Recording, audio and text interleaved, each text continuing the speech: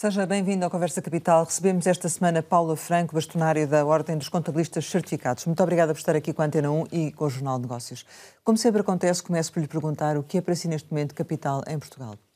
Bom dia, muito obrigada também pelo convite. Bom, capital é sempre, para mim, criação de riqueza, criação de valor, que é isso que o país precisa. Por isso que seja sempre nesse conceito que o capital se mantenha. Foi reeleita bastonária da Ordem dos Contabilistas Certificados sem oposição. Isso é bom ou mau? Bom, tem vantagens e desvantagens. Realmente foi uma campanha eleitoral muito mais tranquila, que nos permitiu focar também nas alterações estatutárias que estamos a aplicar.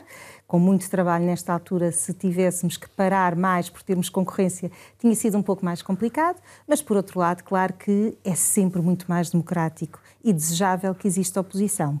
Primeiro porque motiva muito mais, motiva todos a votarem, por exemplo, apesar da votação ter sido muito expressiva, é a segunda melhor votação de sempre da Ordem, numa lista única é ótimo, é extraordinário, mas ainda assim, claro que uma lista concorrida, primeiro é mais democrática, depois motiva mais as pessoas e é bom ter oposição. Já falaremos das alterações estatutárias, mas antes, porém, queria lhe perguntar se já tem reunião agendada com o Executivo na qualidade de bastonária reeleita, ou seja, formal, e o que é que pretende nessa reunião transmitir ao Governo? Já temos tido reuniões, temos outras agendadas, mas já temos tido reuniões regulares. Aliás, a Ordem dos Contabilistas Certificados e os nossos ministérios com que nos ligamos mais temos que estar sempre relacionados. As relações estão-se a criar, está a correr tudo bem. Obviamente que aqui a posição da Ordem dos Contabilistas Certificados é sempre antecipar problemas, preveni-los, alertar para muitas coisas que vão ocorrendo e, portanto, é sempre uma relação profícua entre as duas partes e, por isso, qualquer governo reconhece isso, independentemente de ter alterado agora o governo. Pois, porque sabemos que tinha essa relação já com o governo anterior, portanto, isso significa que se mantém esse relacionamento e vocês continuam a ser chamados para se pronunciar e também a tomar a iniciativa de pedir essas reuniões. Quer adiantar-nos em questões concretas que tenham apresentado e que sejam preocupações da vossa parte nesses diálogos? Bom, nós estamos agora a apresentar uma série de planos ou de projetos para simplificação fiscal, nomeadamente em termos de prazos e informações redundantes. Temos uma grande proposta que é revogar o SAFT para a entrega da IES, que achamos que não faz sentido, aliás tem vindo a ser prorrogado ao longo dos anos e é uma das grandes, realmente um dos nossos grandes projetos para este ano, é a revogação do SAFT para preenchimento da IES, mantendo-se o SAFT para efeitos de inspeção da autoridade tributária e, portanto, esse será um dos nossos focos. Depois temos outros trabalhos muito importantes, temos a questão da sustentabilidade e do relato não financeiro, que é algo que temos que todos os países têm que pegar e têm que olhar para a realidade desta informação que se deve relatar a todos. A sustentabilidade hoje em dia é de facto um assunto que está na ordem do dia, não é fácil para as empresas lidarem com estas questões e os contabilistas certificados terão um papel muito importante nesta matéria. Portanto, é outra também das agendas que temos para tratar com o Executivo. Depois também eu diria que o contabilista público continua a estar na agenda e é um dos pontos também que esperemos levar a bom porto nos próximos tempos, que é de facto trazer para as entidades públicas, para o público, para as contas públicas, as mesmas obrigações que existem para as empresas, com profissionais qualificados, que vão dar melhor informação, que vão possibilitar daqui a uns tempos termos consolidação de contas dentro da administração pública e que permitam também a implementação de contabilidade de gestão de custos para saber onde é que se gasta o dinheiro dos portugueses e isso é muito importante que exista uma evolução grande nesta matéria e acho que os contabilistas certificados são os únicos profissionais que estão capacitados para isso. E do lado contrário, ou seja, o que é que o Governo vos tem solicitado? Solicita-nos muitas vezes a nossa avaliação em relação a determinadas matérias, a sensibilidade para se aplicar e como é que vai ser, no fundo, a reação muitas vezes do cidadão normal e, portanto, ajudamos sempre nesse sentido e das empresas em particular, portanto, que é o nosso foco. Foram consultados, nomeadamente, para a questão do IRS ou não? Do IRS em concreto, quer dizer, o IRS... A redução do IRS. A redução do IRS. Não fomos consultados, até porque é uma matéria que tem estado tão polémica, não é? Que eu acho que já tem consultas é demais em relação a esta matéria, porque toda a gente dá opinião, quando as opiniões são um bocadinho quase todas iguais, ditas de forma diferente, não é? Portanto, não, aí não tivemos nenhuma intervenção, apenas dizendo a nossa opinião sobre a questão de que devia ir a mais escalões. Portanto, foi sempre a nossa opinião. Ou seja, para implicar mais com a classe média. Portanto, esta proposta do PS, do vosso ponto de vista, e que foi aprovada, não é, no fundo, a que cobre aquilo que, do vosso ponto de vista, deveria cobrir, é isso? Vamos lá ver, cobre, Sim. E a que a proposta do PS vai para aqueles escalões mais baixos e que também é importante, mas poder-se ter ido mais além e ir mais a escalões que caem essencialmente na classe média, que já tem rendimentos, de facto, acima daquilo que é a generalidade dos rendimentos dos portugueses, e por isso é que é tão fácil dizer que não se deve ir porque se está a beneficiar pessoas que ganham mais, mas os rendimentos em Portugal são muito baixos e as taxas altas incidem sobre rendimentos baixos. Portanto, temos que perceber que quem ganha 3.000 ou 4.000 euros porque já chegou a determinados patamares, porque aproveitou oportunidades, não deve ser prejudicado, porque, no fundo, é também um trabalhador dependente que tem metade do seu salário quase para entregar ao Estado e que vai acabar por ter, apesar de ter um salário mais alto, acaba por ter líquido e disponível quase o mesmo que tem salários mais baixos. Portanto, a descida, o alívio deveria ter sido distribuído também pelos 7º e 8º escalões, como pretendia o Com a progressividade, vamos lá ver, com a progressividade também são abrangidos, no são fundo, abrangidos. Mas ainda assim, há de facto, com o aumento das taxas e quando, nos períodos da crise económica, estas classes, estes escalões foram muito prejudicados. E, portanto, esta política que já se foi iniciada no anterior governo, de diminuição gradual do IRS, é algo que se tem que fazer e que se deve continuar a fazer e que, pelos vistos, este governo também tem esta visão e objetivo. Portanto, é muito importante isto.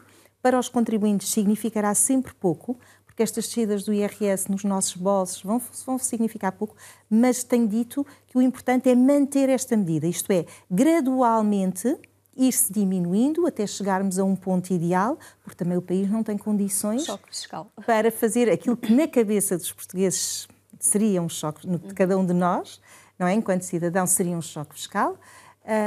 Não será possível, porque não podemos, obviamente, diminuir o rendimento sem ter o equilíbrio das contas e, portanto, este equilíbrio é muito importante. Agora, manter-se esta política progressiva de diminuição, em que todos os anos se retira um bocadinho, em função até da evolução, de haver mais trabalhadores e melhores salários e, portanto, haver mais descontos, obviamente que este é um equilíbrio que tem que ser sempre acompanhado. Agora, os escalões mais altos também deviam ser contemplados. Portanto, seria mais diretamente. Já para o próximo orçamento avançar mais um pouco? Mais um pouco. Neste caso, acabou por vingar uma proposta do PS e não a do Governo. Isto pode colocar aqui questões até ao nível da violação, eventual violação da lei travão.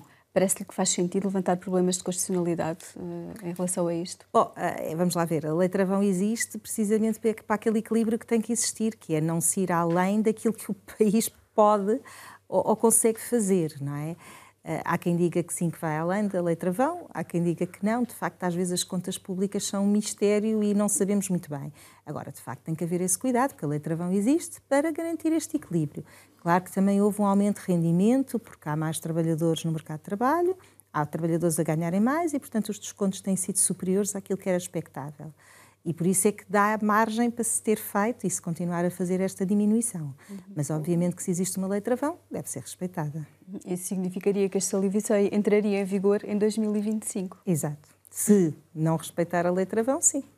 Isto porque a lei travão não permite aos deputados aumentar a despesa ou as receitas previstas no orçamento. O mesmo não se passa com o Governo, ou seja, se tivesse sido proposta do Governo, seria aprovada, seria diferente. Só para esclarecer aqui os nossos ouvintes. Em relação ao IRC, está prevista também uma redução gradual até aos 15%, mas face ao tecido empresarial que temos em Portugal, é quem diga que a medida vai beneficiar sobretudo as grandes empresas. Partilha também disso? Haveria de haver aqui alguma compensação a outro nível para as pequenas empresas? Bom, as micro e pequenas empresas, de facto, não pagam muito IRC e vai beneficiar as grandes, mas também beneficia as pequenas. O facto de o empresário ter uma taxa de IRC menor permite-lhe dispor de outra forma as suas margens, o seu lucro. Ter, portanto, mais caixa, digamos assim. Ter mais caixa e ter mais, poder aumentar mais também os salários dos trabalhadores.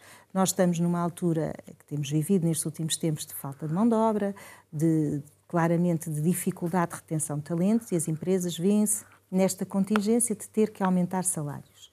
Mas têm que, obviamente, ter muito cuidado porque, apesar de tudo, a taxa de IRC ainda é elevada e, portanto, têm que contar com essa fatia para o Estado. Portanto, a descida da taxa do IRC beneficiaria todos. Mais diretamente e, se calhar, em termos daquelas contas objetivas, as grandes empresas, mas, se calhar, as pequenas empresas iriam até fugir menos, até arranjar menos despesas que, se calhar, não são tão reais, porque já pagariam menos e podiam ter mais disponibilidade para fazer outro tipo de investimentos e investir naquilo que são os recursos das empresas. Há quem diga, por exemplo, que faria mais sentido olhar ou revisitar os benefícios fiscais e eventualmente reduzi-los ou alterá-los e dessa forma compensar a questão do IRC.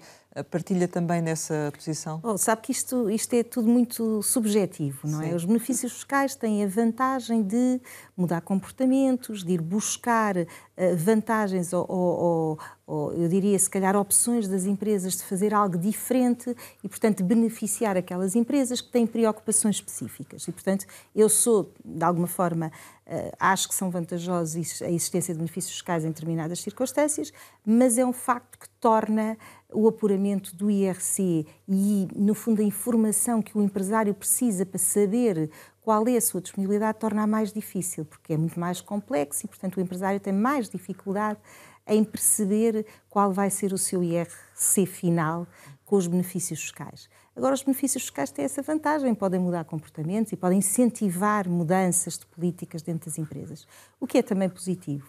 Portanto, aqui é muito subjetivo. O que importa é que, de facto, as empresas paguem menos IRC, porque as empresas já pagam outro tipo de impostos. E o que é importante é um bocadinho percebermos isso. Não é o IRC, que não é muito significativo para as empresas, não é muito significativo para o Estado, mas acaba por ser algo que limita um pouco o investimento, a possibilidade das empresas dizerem eu vou dispor deste dinheiro para outros fins e, portanto, a descida do IRC tem essa vantagem. A redução, por exemplo, da TSU, que chegou a certa altura também em sede de concertação social a ser falada noutros tempos, poderia ser uma forma também de compensar? Acho que qualquer empresário diria que sim, porque a TSU é muito elevada, quer dizer, 23,75% que as empresas pagam sobre a remuneração dos trabalhadores e entregam ao Estado é muito elevado. Agora, eu acho que é uma discussão difícil.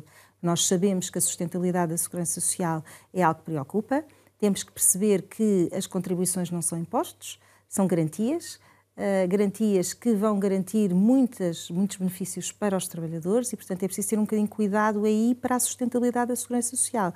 Se ela hoje em dia já não tem grande sustentabilidade, e, enfim, é uma discussão que faz este ano, far-se-á ao longo de vários anos e nos próximos anos, daqui a 20, 30, com certeza que teremos, se calhar, a discutir até o já não ter sustentabilidade. Portanto, há que ter um pouco de cuidado com isso. Claro que qualquer empresa diz que este é um custo significativo, por isso é que é importante, se calhar, descer o IRC, porque é menos um encargo que as empresas têm e focarem-se um bocadinho naquilo que é um equilíbrio melhor para o país. Ainda em relação ao IRC, o Governo enverdou ali um bocado à última hora por uma redução também das tributações autónomas, que não estava inicialmente previsto no programa eleitoral. Faz sentido?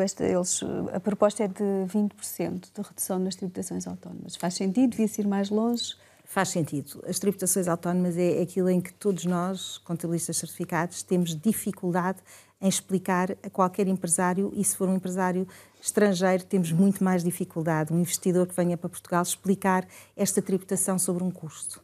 Mas é uma especificidade portuguesa? É uma especificidade portuguesa. Portanto, o que acontece é que em determinados custos, e a fiscalidade faz isso, faz correções a custos que entenda que pode haver uma utilização abusiva ou que não seja exclusiva ao serviço da empresa, nomeadamente o uso das viaturas, as despesas de representação, e são normalmente este tipo de despesas que já tinham correções fiscais, isto é, não eram aceitos uma parte dessa despesa, mas quando se mudou a legislação e passaram a existir tributações autónomas, o que é que acontece? Acontece que isto já é um valor após o apuramento. Portanto, no fundo, é um pagamento de um imposto direto e não só uma correção ao custo. O que significa que, por exemplo, determinadas viaturas de alguns valores está-se a pagar para as ter nas empresas. E, portanto, de facto, é muito violento em relação a essa ideia desse uso abusivo que existe. Nós temos que perceber que a maior parte dos empresários e a maior parte dos colaboradores a quem são atribuídas viaturas são, de facto, vantagens que lhes são atribuídos, mas ainda assim as pessoas estão a trabalhar, se calhar, 5 a 6 dias por semana para as empresas e, portanto, se calhar não é tão abusivo como se faz ou se pensa ser, e por isso é que têm existido estas medidas corretivas, digamos assim. A tributação autónoma, de facto, não sou favorável a que exista, para mim deixaria de existir e passaria a ser uma correção se entendesse que continuava a ser um abuso. Acho que, de facto, a existência de tributações autónomas não é desejável, muitas vezes não se consegue explicar aos empresários. Em relação ao IVA, o Governo anunciou uma redução do IVA na construção para os 6%. Pronto, é uma medida muito esperada pelo setor e agora ficou a saber-se que afinal vai ser até ao final do mandato, portanto não tem uma data agendada. Acha que devia avançar já, que seria importante até para a dinamização do setor? Claramente criou aqui um constrangimento e até a paragem de muitos...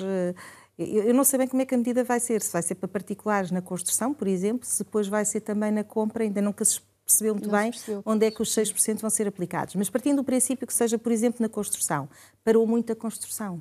Porquê? Porque os contribuintes estão à espera, porque em princípio também só se aplicará a habitação própria e permanente, portanto é o que se tem dito, e muitos particulares que estão à espera de fazer o seu investimento estão à espera e estão a atrasá-lo à espera desta medida. Portanto, eu acho que aqui tem que haver algum cuidado com a gestão das expectativas. E, portanto, ao anunciarem-se medidas que têm este impacto tão grande e que podem, no fundo, refriar um bocadinho a economia, que é o que está a acontecer, e já se fala muito nisso no meio da construção civil, eu acho que se tem que ter algum cuidado com a expectativa e definir timings.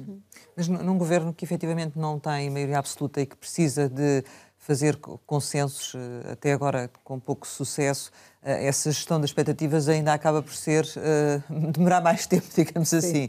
E aquilo que lhe pergunto é, estas medidas fiscais e os aumentos que estão previstos para vários setores da administração pública, já se fala como consequência um aumento do déficit e uma derrapagem das contas públicas. O Governo, efetivamente, do seu ponto de vista, apesar de já percebermos que defende, efetivamente, uma redução da carga fiscal, de estar aqui a dar passos maiores do que aquilo que é a capacidade das contas, do seu ponto de vista? Bom, uma das coisas que há pouco disse quando falámos da questão do IRS é o equilíbrio, não é? E é esse equilíbrio que e a Lei Travão também servirá um pouco para isso, é preciso ter cuidado com todas estas medidas. Portanto, o que nós estamos a assistir agora, houve uma mudança de governo e todas as reivindicações, eu diria, os pedidos de todos os setores vêm outra vez para cima da mesa. E, obviamente, que é um direito legítimo de todos, que queiram melhores remunerações. É verdade que houve muito congelamento de salários na função pública e, portanto, que existe a necessidade de ajustamentos. Agora, é óbvio, e o Governo deve estar preocupado também com isso, que não se consegue fazer tudo e não há dinheiro para tudo, diria eu. Portanto, acho que tem que haver um equilíbrio de todos na tal progressão. Se calhar é melhor ir começando a fazer e não fazer tudo de uma vez, sob pena de pôr em causa as contas públicas, sim, e o equilíbrio das contas públicas. Portanto, eu sei que todos nós queremos sempre ganhar mais, mas é preciso haver condições e os funcionários públicos têm todo o direito e têm todas as razões naquilo que estão a reivindicar, mas não se consegue fazer tudo no mesmo momento. E acho que o Governo provavelmente estará preocupado também com essa gestão de que agora dá uns, a seguir vêm outros pedir e, portanto, isto não tem fim e o dinheiro não é elástico. Os fundos não são elásticos e, portanto, os gastos e os custos do Estado têm limites. Qual é a sua percepção nos contactos que tem mantido com o Executivo? É de que, efetivamente, existe uma pressa de apresentar medidas e apresentar resultados ou, efetivamente, essa gestão do equilíbrio de uma forma mais ponderada? Bom, eu acho que o Executivo está com alguma ponderação, mas a pressão é muito grande, não é? E é normalíssimo, quando muda um governo, haver esta expectativa de todos e a pressão ser maior para se conseguir tudo na mesma altura. Mas, claramente, há alguma preocupação. Aquilo que nós temos também falado muito e temos conversado é que há muitas medidas que podem não ter impacto orçamental e que também se podem fazer e que melhoram a vida quer dos funcionários públicos, quer de todos nós enquanto cidadãos, que se tem que também ir por essas vias para aliviar um pouco a pressão que existe sobre todos nós. Nomeadamente? Temos questões simples, a simplificação administrativa, a simplificação burocrática, enfim, tudo aquilo com que o cidadão lida no dia-a-dia, se lhe for mais facilitado, se calhar também é uma compensação. A senhora Bastonária tem defendido o regresso dos vistos Gold. O Governo anunciou agora um novo instrumento, é uma autorização de residência para investimento social, uma espécie de visto Gold solidário. Já é alguma coisa ou acha que devia ir mais longe na reversão desta? A minha defesa do visto Gold não é o visto Gold por si só. Vamos lá ver, o que eu acho é que não foi o visto Gold que diminuiu a habitação disponível para os portugueses. O visto Gold tem um setor, ou diria um nicho de mercado muito específico, de luxo, e, portanto, não foi por aí que se perderam habitações para os portugueses. Foi mais nesse sentido. E que qualquer investimento que venha para Portugal é melhor do que não vir. O visto Gold trouxe investimento que não viria noutras circunstâncias. E, portanto, é nesse ponto específico. Então faz sentido manter o regime ou recuperá-lo? Faz sentido manter e recuperar, enfim, até pode ir para valores mais elevados, porque, entretanto, o setor da habitação e a habitação... É claro que o visto Gold tem duas medidas. Tem a habitação e tem o investimento em empresas e, portanto, é positivo nas duas formas. Mas, por exemplo, na habitação, se calhar, aumentar valores, porque, de facto, elas aumentaram tanto ao nível, desde que existiu e começou a existir o visto Gold até agora. Portanto, se calhar, aumentar um pouco os valores. Agora, é sempre benéfico atrairmos investimento para Portugal. Nós estamos aqui fechados no nosso cantinho. E é importante explicar aos portugueses isso. Mais do que o visto Gold, por exemplo, o regime dos residentes não habituais, apesar de haver um regime agora, enfim, paralelo, digamos assim, não é o mesmo, não é simples, e eu acho que todas essas medidas atraem investimento para Portugal, atraem dinheiro para entrar na economia portuguesa. E é isso que é preciso explicar a todos os contribuintes, que eu percebo que um português se acha injustiçado ou, para os mesmos rendimentos, saber que vai pagar muito mais do que um estrangeiro que vem para Portugal. Temos que perceber é que esse estrangeiro, provavelmente essa pessoa não residente, não viria para Portugal e, portanto, não traria o seu dinheiro, ainda que pagar menos impostos, se não tivesse esse benefício fiscal. E, portanto, estas medidas para atrair investimento, para atrair pessoas, têm a ver também com não arrecadar imposto diretamente, mas indiretamente, naquilo que é o consumo e naquilo que é a entrada de todo o dinheiro na economia. Portanto, tem que se perceber isto, que os portugueses não ficam prejudicados. Os portugueses podem vir a ficar beneficiados, ainda que no pagamento do imposto o imposto possa ser menor. Portanto, é estas questões que eu acho que têm que ser esclarecidas. Nós somos um país pequenino e precisamos de ter cá capital. E o capital não se gera só em Portugal, vem de fora. Atrair investimento é extremamente importante, fomentar as exportações para vir dinheiro de fora é fundamental. No caso do regime dos residentes não habituais, é também uma questão de atração de cérebros, não é?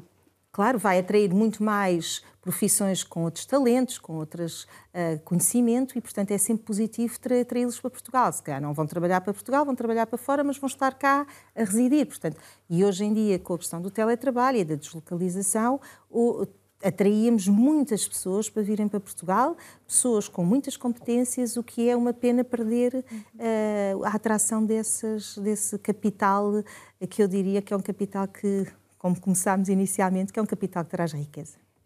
Em 2023 foi criado um benefício fiscal de incentivo à valorização salarial.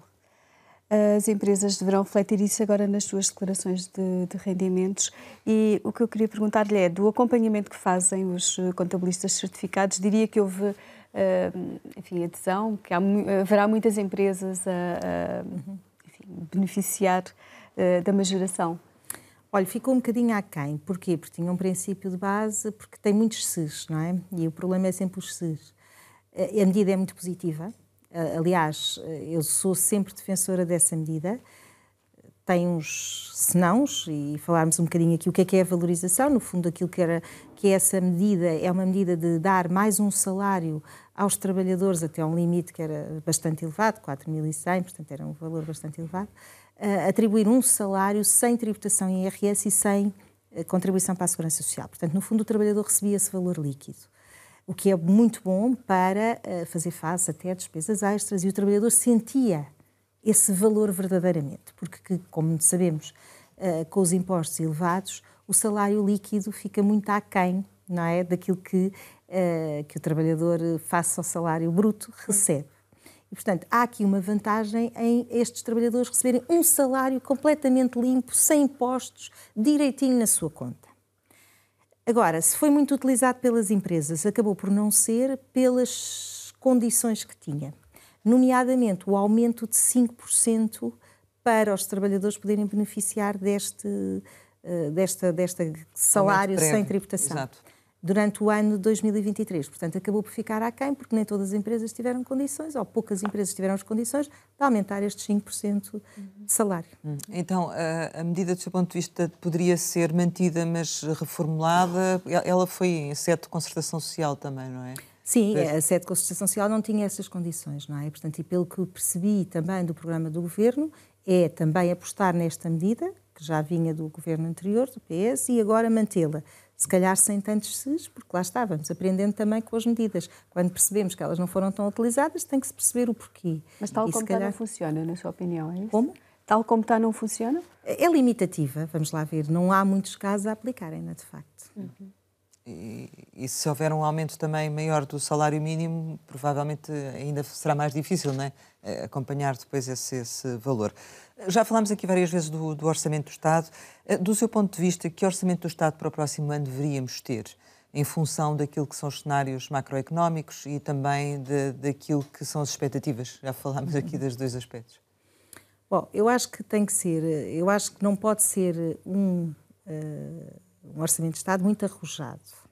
Apesar de todos nós portugueses gostássemos que fosse, acho que há muitas contingências, nomeadamente estas que falámos.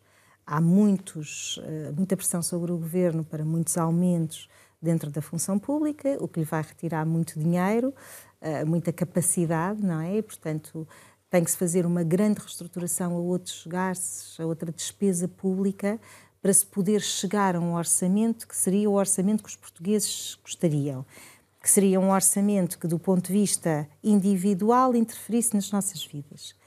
Acho que aqui, mais uma vez, pode apostar também em situações burocráticas, de diminuir muita burocracia, lá está, as tais medidas que não têm impacto orçamental, não precisam de ir ao Orçamento de Estado, mas que muitas medidas acabam por vir e que, de alguma forma, teriam benefícios, por exemplo, nas empresas, para contrabalançar um bocadinho a impossibilidade de se dar tudo no mesmo ano. Mas ainda assim tem que se começar a ver no Orçamento de Estado as promessas do Governo e a realização dessas promessas, nomeadamente as relacionadas com os jovens, que já está a ser aprovado, mas cá temos que ir mais além. A questão da habitação, eu acho que é a questão mais premente, diria, que é transversal a todos os setores. Por exemplo, quando nós falamos nos professores e na pressão dos professores e nos salários dos professores e mesmo dos médicos, se calhar também temos que olhar para a questão da deslocalização e quais são as capacidades que têm de se deslocalizar. Todos nós assistimos a notícias de professores que não conseguiam ir trabalhar para outra zona, que não conseguiam arrendar casas. Portanto, este problema é um problema de base e transversal a toda a economia, a todos os setores, e que é um problema que tem que ser resolvido. Portanto, espero ver também no Orçamento de Estado mais medidas para estes setores, habitações a custos reduzidos, e é importante fazer um investimento muito grande nesta matéria. Mas para si é claro que tanto particulares como empresas precisam de mais liquidez e que, se isso não acontecer, depois acaba por ter efeitos também na economia. Esperemos que existam mais trabalhadores e melhores salários para contribuírem mais, para possibilitar precisamente reduzir um bocadinho dos impostos para todos e para as empresas. Relativamente ao PRR, a Ordem tem feito algum acompanhamento, creio que como era suposto, do PRR? Nós temos uma bolsa de contabilistas certificados que estão designados precisamente para acompanhar as despesas e fazer a verificação das despesas de alguns dos apoios do PRR, mas tem sido muito lento e ainda não fizemos aquilo que gostaríamos de fazer nessa área. Defina lento. Acho que o investimento está muito longe de ser aquilo que era expectável. O investimento ou a execução? A execução, peço desculpa. O investimento, no fundo, no resultado, não é? Portanto, a sua execução está muito lenta, o que significa que ainda há pouco para verificar. Já não temos muito tempo, não é? Será possível cumprir até 2026? Isso é algo que todos esperamos, todos temos essa esperança, que sim, que esse dinheiro entre na economia portuguesa, que se use bem, que seja bem usado, claro, e que realmente aumente significativamente as taxas de execução. Agora, tenho algumas dúvidas, o tempo está a passar muito depressa, vamos ver se este Executivo tem a capacidade de pôr... Sim, da vossa sensibilidade no terreno, o que lhe parece é que será difícil cumprir. Primeiro não se sente até agora, portanto, e já passaram vários anos. Claro que tivemos anos complicados, o início da aplicação é sempre o mais complicado, se calhar agora as condições já estão mais preparadas para se começar a executar mais. Vamos ver o que é que vai acontecer. Sinceramente, não tenho uma expectativa muito positiva que se consiga fazer aquilo que seria a execução a 100%. Mas os processos continuam a ser demasiado complexos para... Os processos são sempre complexos. Certo. É dinheiro, obviamente, financiado, é dinheiro público que vai entrar, ou que muito dele direcionado para o setor público, mas ainda assim tem que ter um controle muito grande do ponto de vista quer da sua execução, quer da sua realização, quer dos seus objetivos. E, portanto, efetivamente está muito aquém daquilo que seria e que pode ser, porque é muito burocrático, sim, também. Mas em relação, portanto, à tal bolsa que referiu, ela não é tão solicitada porque a execução está atrasada, é isso? Exatamente. Relativamente à administração pública, ao fisco em particular, nota que tem havido melhorias, nomeadamente com a relação com o contribuinte, ou nem por isso? Não, tem havido, hoje estamos num patamar completamente diferente. Também depende, digamos, nos últimos 2 anos. É, claro. Não, tem estado, está melhor a relação com o contribuinte, há um esforço muito grande. Lembro que a Lei 7, que foi uma lei que trouxe alterações significativas à Lei Geral Tributária e ao REGIT, foram muito importantes para melhorar a relação do contribuinte com a autoridade tributária, portanto, diminuiu um pouco as coimas, a forma de aplicação, a dispensa da coima, o que traz uma relação completamente diferente com o contribuinte, mas, obviamente, que a autoridade tributária ainda é uma entidade muito pesada junto dos contribuintes. E, portanto, temos a questão que é permanente dos sites, a dependência e a desmaterialização de todas as declarações e a dependência dos sistemas informáticos, muitas vezes causa constrangimentos, sem dúvida, e que é algo que a autoridade tributária tenta evitar e que os contabilistas se queixam muito porque, de facto, queremos trabalhar e não podermos, porque está tudo dependente hoje de sistemas informáticos.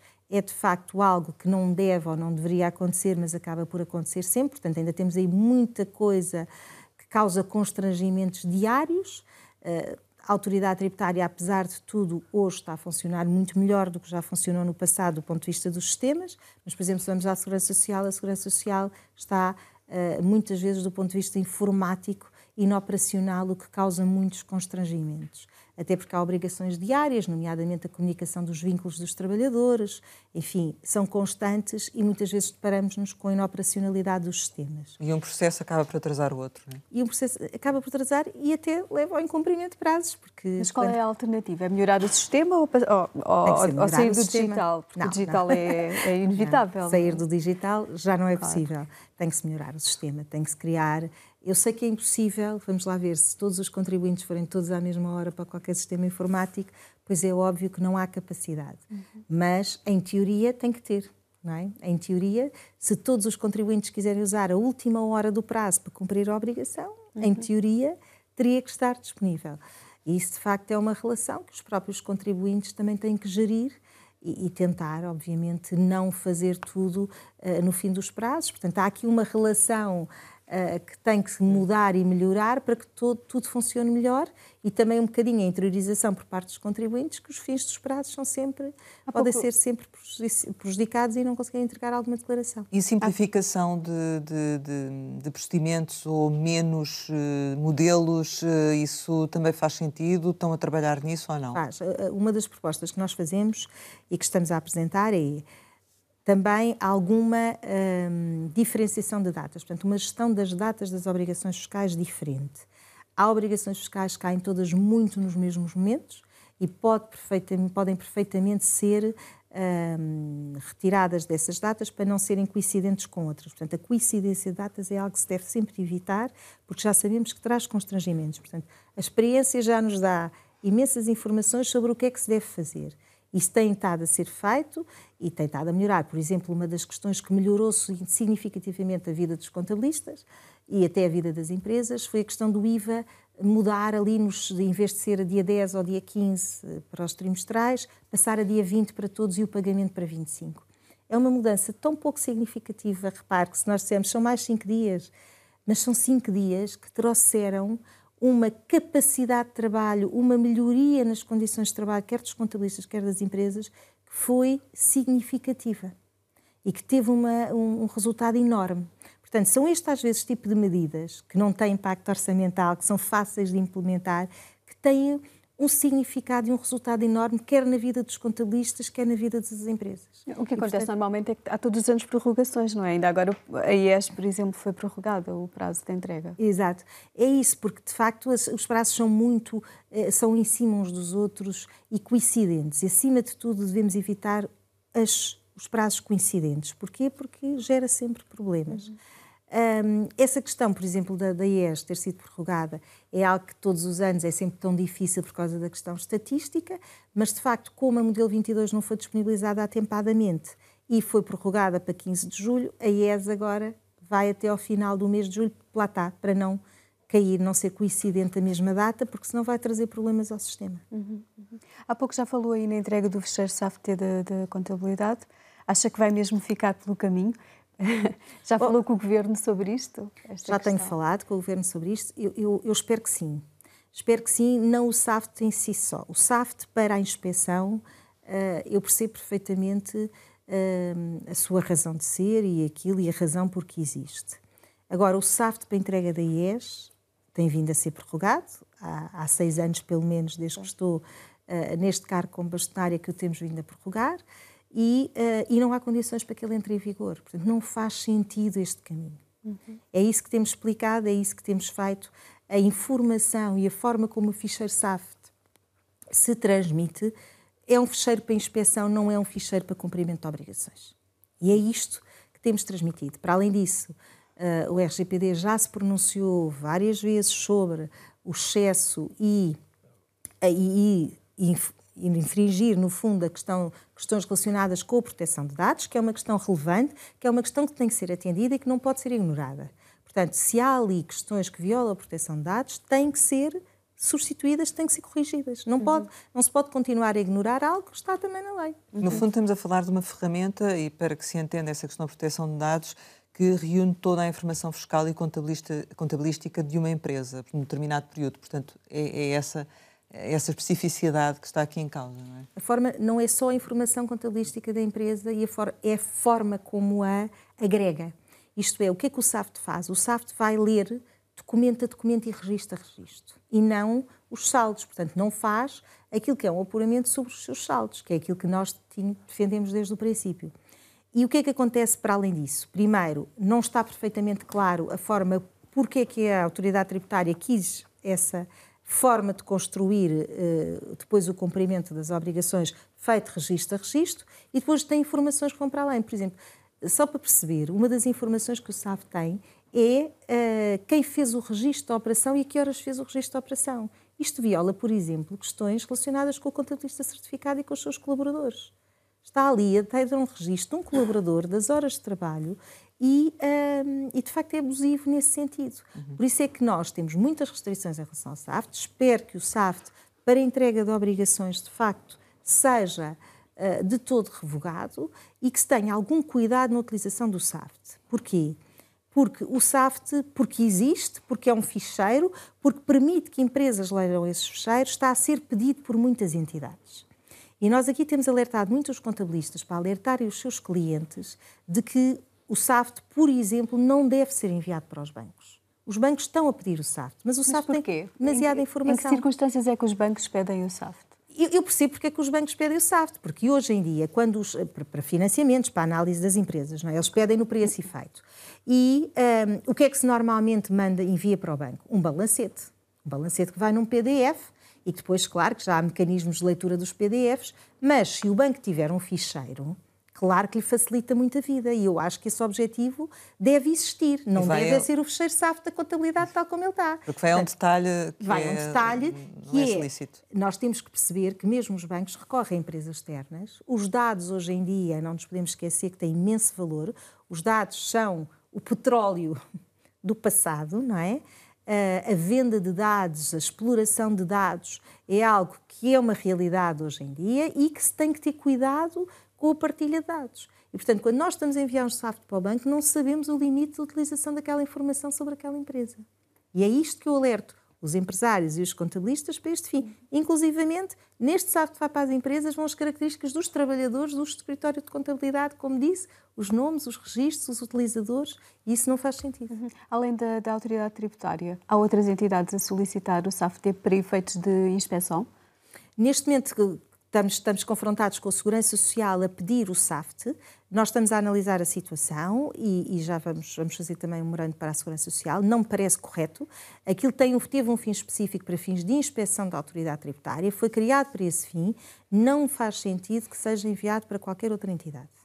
Mas isso, se não está consignado na lei, supostamente não deveria acontecer. Pronto, é isso que estamos a analisar. A Segurança Social diz que sim, nós achamos que não. Estamos a avaliar a situação e, portanto, temos que ver. Lá está, porque quando as coisas são muito alargadas, o SAFT tem imensos problemas por causa disso. A informação é demasiada e por isso é que acaba por ter que se restringir.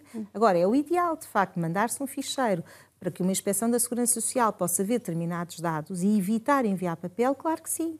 Agora, nós temos que criar um mecanismo harmonizado de informação financeira que sirva muitos utilizadores e que não seja só através de um balancete em papel, ou um PDF ou em papel, e as outras entidades também possam. Agora, também tem que se partir deste princípio. Criar esta informação é útil para todos, mas depois não pode permitir que se peça muito mais informação em papel, que é o que acontece hoje em dia numa inspeção. Pedem o SAFT e depois pedem não sei quantas informações em papel, faturas, fotocópias, etc. Quer dizer, não há capacidade e os recursos das empresas são escassos para estar a servir com toda esta informação. Portanto, se criamos um mecanismo, é para que ele evite outro tipo de trabalhos e outro tipo de dados que se tem que disponibilizar. Quando se continua tudo na mesma, se calhar o SAFT não tem o efeito que devia ter. E já está a ser usado em tribunal, nomeadamente, ou não? Não tenho conhecimento que esteja a ser usado. Aquilo é um ficheiro para tribunal, se os tribunais não conseguem... Os tribunais, vamos lá ver. O Ministério Público ou o Tribunal pode ser usado, se alguém o conseguir ler, nomeadamente a autoridade tributária. Aquilo é um ficheiro que tem que ser lido. E tem que ter uma ferramenta que o leia, não é? E depois não é propriamente fácil interpretar ou tirar dados. Portanto, os tribunais têm muita dificuldade e nós já há muito tempo que trabalhamos com os tribunais e que os tribunais nos dizem que de facto seria muito útil ter parceiros da contabilidade e da fiscalidade nos tribunais como consultores e até como internos, e hoje já se fez essa evolução nesse sentido, porque os tribunais têm muita dificuldade em ter ou ler informação financeira, informação fiscal, e portanto são áreas muito específicas que requerem peritos e que essa evolução tem que ser feita. Portanto, o SAFT para o Tribunal só servirá para estancar alguma informação e que depois tenha recursos para poder ler. Sim, sendo que os contabilistas são muitas vezes testemunhas fundamentais em alguns processos. Esta questão dos atrasos nos administrativos e fiscais, nos tribunais administrativos e fiscais, tem tido implicações também do seu ponto de vista, tanto naquilo que é a vida do contabilista como das próprias empresas?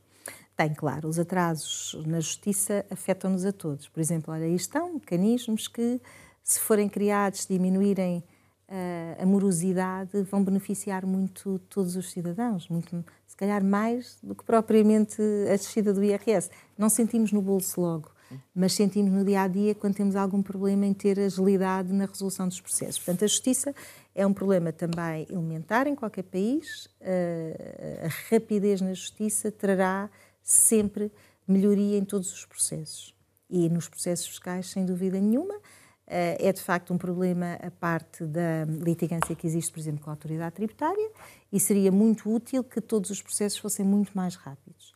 É verdade que existe o CAD, a arbitragem, que tem funcionado muito bem e tem resolvido muitas questões. O que tem sido muito benéfico é esta litigância fiscal. Ainda relativamente ao relacionamento do contribuinte com o fisco, continuam a existir muitas restrições no acesso nomeadamente físico, às finanças ou em marcações para as finanças. Como é que olha para esta situação? Tem, na prática, no dia-a-dia, sente esses constrangimentos? Sente que há da parte do Governo alguma tentativa de melhorar o que está a acontecer? Porque parece que continuamos às vezes em pandemia, não é? Acho que não se olha muito para isso. É verdade, os serviços nunca mais funcionaram da mesma maneira. É verdade que aquilo que sentimos e que também nos é dito por parte da autoridade tributária, cada vez tem menos funcionários para estar no atendimento, mas isso é um problema que o Estado também tem que resolver, não cabe ao contribuinte resolver. É verdade que, se calhar, no futuro esta situação não se discutirá e que, se calhar, se houver só atendimentos por marcação ou à distância, resolve, mas ainda não estamos no momento de fazer essa transição total. Mas deve ser feita essa transição do seu ponto de vista? Eu não concordo. Eu acho que os serviços públicos estão para servir o público, tal como o próprio nome diz. E, portanto, tem que haver um serviço, olhos nos olhos, a analisar situações que são complexas e a resolvê-las. Mas hoje em dia é tudo muito impessoal e, portanto, a tendência é para que cada vez seja mais à distância, com alguém para analisar a situação antes e não na resolução imediata. Eu concordo mais com o regime de resolução imediata, olhos nos olhos, temos um problema, temos que o resolver. E, portanto, acho que o serviço público deve estar ao serviço do público e inclui serviço presencial e serviço quando o contribuinte precisa, não é quando há vaga. Sabemos que o sistema não está a funcionar ainda como deveria. Por exemplo, os contabilistas certificados têm prioridade no atendimento. Esta questão é uma questão que, quantas vezes vimos abusos de poder em serviços de finanças que não dão nem atribuem este poder, que é legislativo, que está no nosso estatuto, e que não é dada prioridade ao contabilista certificado. O contabilista certificado terá muito mais necessidade do que qualquer cidadão normal a ir, tal como o advogado, por isso é que há prioridade, porque são para resoluções profissionais, portanto abrange mais idas, mais necessidades e, portanto, tem esta questão. O mesmo se trata no atendimento por marcação. O atendimento por marcação devia, dizem-me que tem, mas não vemos isso na prática, também atendimento preferencial para o contabilista certificado, por marcação. E, de facto, não está a ser respeitado em variedíssimas questões. Portanto, o contribuinte privado tem imensa dificuldade em fazer marcações, porque tem que ter sistemas, tem que ter acessos, tem que ligar, tem que marcar. Se chega a um serviço de finanças, agora já há um período do dia em que, de facto, há atendimento para quem não tem marcações, porque após muita pressão sobre a autoridade tributária voltou a existir, mas ainda assim é aquém. E, portanto, estas questões têm que ser resolvidas e não se pode piorar o serviço, porque, entretanto, tivemos uma pandemia que trouxe regras diferentes. Mas não faz ideia do que é que vai mudar ou de como é que vai mudar? Aquilo que mudou já era não ter atendimento, era só por marcação, já há atendimento em uma parte do dia. Eu acho que aquilo que devia mudar, não sei o que vai mudar, o que devia era continuar com o atendimento para, em qualquer altura, um contribuinte ter acesso ao serviço público que necessita.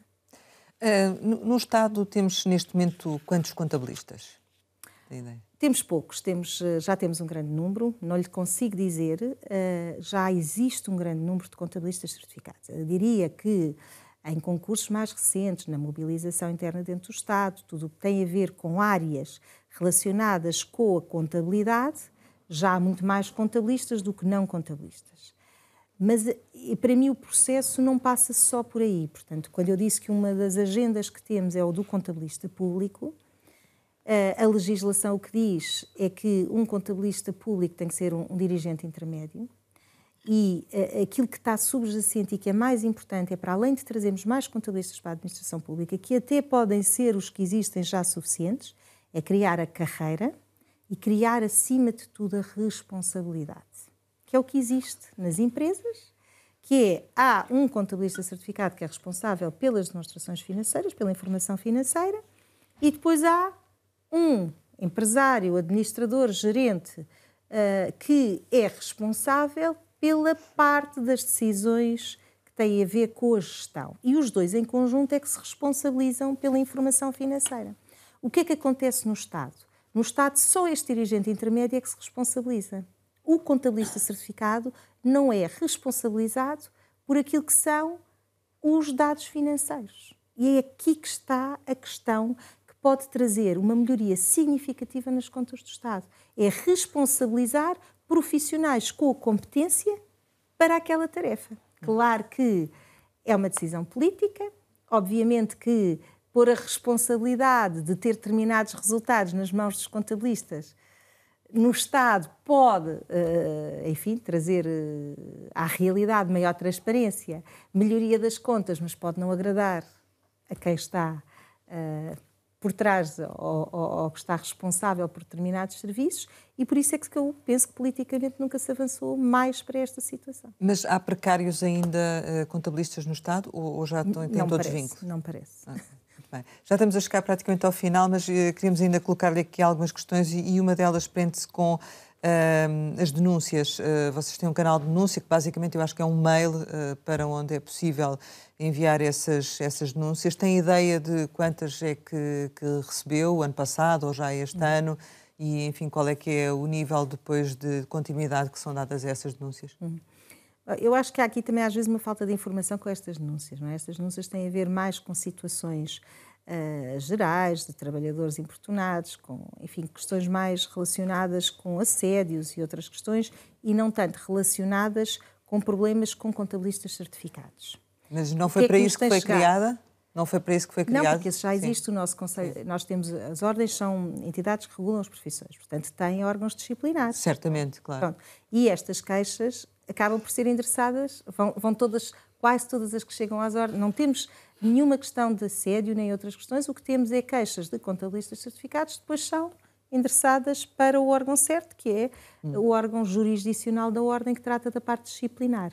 Portanto, na prática, chegam muito poucas queixas aí, mas as que chegam são logo encaminhadas para o jurisdicional. Porque, de facto, o que existe é problemas entre empresários e contabilistas, sim, e bem, e que têm que chegar à ordem, que têm que se corrigir. Os contabilistas certificados são profissionais que têm uma profissão de interesse público, de fé pública, têm que garantir aquilo que a lei e o cumprimento das obrigações estatutárias e, portanto, o Conselho Jurisdicional é quem salvaguarda isto. O canal de denúncias também recebe essas denúncias, não digo que não, mas não era por isso que havia necessidade de existir, porque já temos canais, que é o Conselho Jurisdicional para atuar nessas matérias. Portanto, acaba por ser incipiente as denúncias. E relativamente àquelas... É mais um canal. É mais um canal, claro. Mas nota que há um aumento de queixas relativamente à atuação dos contabilistas ou nem por isso?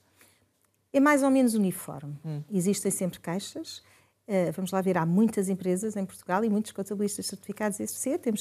Nós somos 68 mil contabilistas atualmente e cerca de 32 mil é que é responsável por obrigações fiscais. Portanto, estamos a focar-nos um bocadinho sobre estes 32 mil, que são aqueles que têm uma atuação junto do cliente. Existem ainda comportamentos que não são os desejáveis, existem comportamentos que se têm corrigido, existe, acima de tudo, uma relação muito de confiança entre o contabilista e o seu cliente, que por vezes não corre bem, e, portanto, gera essas queixas, às vezes queixas infundadas, outras vezes queixas são mais ou menos razões. Quantas que chegam à ordem e depois... Nós temos cerca de 500 queixas por ano. Certo. E dessas, quais é que acabam por ter razão ou não ter razão? Metade, se calhar, tem razão. Metade. Vocês dão parecer nesse não, sentido. Mesmo aplicação de sanções aos contabilistas, coimas, suspensões ou cancelamentos de inscrição. Claro. Tem essa capacidade enquanto ordem. Relativamente às avanças, que é uma questão que é muitas vezes também abordada pelos contabilistas certificados da adaptação das avanças, como é que isso está neste momento? O que é que está a acontecer? Olha, esse é um dos grandes problemas da profissão e eu diria do país. Porque o contabilista certificado tem um conhecimento ímpar e precisa de estar ao lado das empresas e a pôr o seu conhecimento ao serviço do país. E muitas vezes o que é que acontece? Por ter avanças relativamente baixas e por o mercado estar com muita pressão, o que acontece é que o contabilista, como tem muitos clientes, não tem tempo para fazer o seu verdadeiro papel, que é estar muito mais próximo do empresário e a acompanhá-lo. Portanto, é aqui que eu acho que tem que mudar muito a mentalidade, quer dos contabilistas, até mais dos contabilistas do que se calhar dos empresários. Eu acho que os empresários estão muito mais abertos a pagar mais e a ter um contabilista que tem um conhecimento que lhe é muito útil, principalmente nas micro e pequenas empresas, muito mais próximo da sua empresa. E, portanto, isto é uma questão de mudança também aqui de mentalidade. Os empresários pagarem mais e o contabilista tem que saber que o seu foco tem que ser ter menos clientes e melhores avanças. Este tem que ser o lema. Mas também sabemos que há muitas agências low cost, não é? No mercado. Por isso não podem existir. Isto é uma profissão muito exigente. Mas a Ordem não vai impor nenhum valores, nem nada disso, pois não vai? Não, nenhuma ordem profissional, pode, nem nenhuma profissão pode impor. A Autoridade da Concorrência limitou isso há uns tempos atrás, portanto, livre mercado, livres valores, não pode. Agora, é de facto um problema de base na profissão e que eu acho que é preciso, lá está a tal mudança de mentalidade. Uma vez que não se pode legislar, tem que se mudar mentalidades. E a mentalidade tem que se perceber que o contabilista certificado tem um conhecimento ímpar, é normalmente o diretor financeiro que não existe permanentemente nas empresas, mas para isso ele também tem que ter tempo para estar nas empresas, passar menos tempo nos registros e hoje em dia, com as ferramentas informáticas, isso hoje é possível, ter equipas e o contabilista certificado é um consultor da empresa. Os empresários hoje em dia raramente tomam uma decisão ou fazem alguma coisa sem consultar o seu contabilista e bem, porque realmente hoje todas as decisões que se tomam têm influência e consequências fiscais, de informação financeira e, portanto, é preciso ter esta noção. E é preciso também que os empresários contem mais com os contabilistas e que os contabilistas estejam mais disponíveis para estar presentes. A maior parte dos contabilistas certificados é em outsourcing, porque as empresas não têm capacidade para ter um contabilista interno, mas facilitaria muito e melhoraria muito a sustentabilidade das empresas e a evolução das empresas ter uma pessoa permanentemente com informação financeira e a ajudar nas consequências fiscais de todas as opções. Portanto, o caminho é, de facto, os contabilistas estarem mais disponíveis para os seus clientes. Mas isso só é possível se tiverem melhores avanças e menos clientes. Uhum. As alterações aos estatutos das ordens, na sequência da nova lei das associações profissionais, enfim, trouxeram alguma polémica. Como é que a Ordem dos Contabilistas Certificados está a adaptar? Bom, trouxeram alguma polémica. Felizmente, só posso dizer que o nosso estatuto saiu reforçado e melhorou. Portanto, não sentimos que em nenhuma situação tínhamos ficado prejudicados. Portanto, como sabem, houve ali alguns percalços pelo caminho, enfim, foram conhecidos todos. Felizmente mantivemos os nossos atos próprios, que são fundamentais para o país. E é isto que é muito importante dizer-se. As ordens são muito acusadas de corporativismo e se calhar esta alteração da lei das ordens teve muito a ver com isso, mas nem todas as situações, nem todas as ordens e nem todas as situações são corporativas. É muito importante olharmos para a razão da existência das ordens. As ordens existem porque têm que garantir o interesse público. Lá está, garantir os serviços de contabilidade feitos com legalidade, os serviços fiscais feitos com qualidade, garantir menor evasão fiscal, portanto, garantir que, de facto, as empresas cumprem as suas obrigações e é por isso que existem profissionais de fé pública, neste caso o contabilista certificado, para garantir esse interesse público. E cada uma das ordens vai garantir nos seus setores. Do processo, a ordem saiu muito bem, outras ordens não saíram tão bem e todas as que não saíram bem não é bom para nós enquanto utilizadores de serviços. A garantia e profissões reguladas garantem-nos a nós como utilizadores de serviço e é preciso que se perceba isto, porque quando recorremos a um profissional temos que saber que aquele profissional cumpre estas condições e que se não as cumprir temos onde nos queixar. Quando não há uma entidade, uma associação que regule, seja a ordem ou seja uma associação profissional, significa que nós estamos nas mãos de qualquer serviço que nos pode ser prestado sem qualquer responsabilidade, sem ética e deontologia, sem princípios. E, portanto, é isso que distingue as profissões reguladas. Portanto, parece-me a mim que o princípio que se tentou aqui muito na lei das ordens não foi o correto do ponto de vista dos atos próprios. Nós, ordens dos contabilistas certificados, mantivemos os atos próprios e ainda bem que sim, para o país, para as empresas, porque se não fosse assim, só ajudaria os maus contabilistas e os maus empresários, e é preciso que se diga isto. Em relação às outras profissões, lamento de facto aquelas que não mantiveram atos próprios que nos salvaguardem enquanto utilizadores de serviços. Bom, resumindo aqui para a ordem, em termos das alterações estatutárias, enfim, saímos melhor, saímos com uma profissão mais regulada. Aliás, isto foi um ponto de base, que é mantemos o interesse público, mas a regulação tem que ser cada vez mais exigente para que os profissionais sejam os profissionais que transmitem e que garantem o interesse público e essa fé pública para o sistema, para a economia, e, portanto, saímos com um estatuto mais reforçado. Temos que regular, temos que mudar tudo. Tivemos 8 regulamentos logo desde janeiro em discussão pública para estar em aplicação quando a lei entrasse em vigor, que entrou em março. Estamos agora em eleições, acabámos as eleições precisamente para isto, para que tudo fique certo, que os órgãos correspondam todos àquilo que são as novas competências, cumprir aquilo que a lei quadro nos obriga e depois cada estatuto particularmente. Neste momento estamos em condições de aplicar praticamente todas as regras, os regulamentos já estão em vigor, já temos as novas regras de acesso a entrarem em vigor em setembro e outubro, isso é uma boa notícia para todos os candidatos que em outubro vão ter o primeiro exame e em setembro a primeira formação neste âmbito. Portanto, sentimos que os jovens que estão a acabar os seus cursos estão muito contentes com as novas versões de acesso à Ordem dos Contabilistas Certificados. Portanto, temos aqui também a expectativa que com a mudança não é facilitar, é de facto trazer outro tipo de exigência diferente para o perfil do contabilista certificado e estamos a sentir que os jovens que estão a acabar os seus cursos ou até os que já acabaram estão com muita expectativa em relação a estas novas regras de acesso. Portanto, as alterações nas ordens profissionais, nomeadamente na Ordem dos Contabilistas Certificados, podemos avaliar muitas como positivas. Depois tem outras que não concordamos tanto, nomeadamente estes novos órgãos com pessoas externas, seria necessário, se calhar não, faz mal, também vamos nos adaptar, se calhar tem ali algumas circunstâncias que de facto ainda precisam de pequenos ajustamentos, mas no nosso caso, em termos gerais, eu diria que não mexam, não ficou mal. Portanto, a lei supostamente ainda vai ser revisitada, mas do vosso ponto de vista não há grandes necessidades? Não. Uhum. Diria só que temos ali alguns pontos que também são estatutários, por exemplo, o justo impedimento. Como sabem, nós tivemos grandes conquistas nestes últimos 6 anos para a qualidade de vida dos contabilistas certificados. Tivemos o justo impedimento, as férias fiscais, estamos quase a chegar a elas, o mês de agosto, mês sem imposto. Exato. Ficou conhecido assim pelo Secretário de Estado António Mendonça e de facto vai ser assim que vai ficar conhecido. Mês de agosto, mês sem imposto. E, portanto, tivemos muitas destas vantagens e benefícios que eu diria que melhoram muito a qualidade de vida do contabilista e a sua forma de prestar o serviço.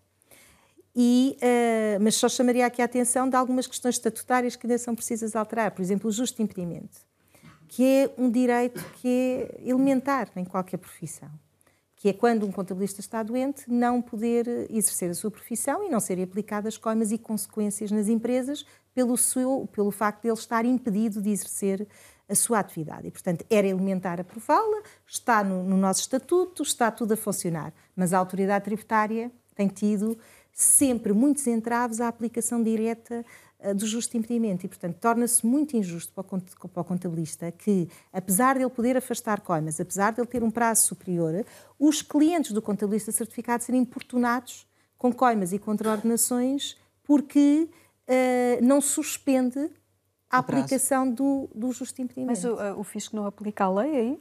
Aplica, mas posteriormente. O que significa que, naquele momento, o que acontece é que gera as coimas e depois tem que ser pedido o afastamento porque a informação ainda não está de tal forma ágil que chegue antes da entrega da declaração, porque nas entregas das declarações é que está a aplicação do justo impedimento. Portanto, há aqui alguns pormenores a mudar, a melhorar.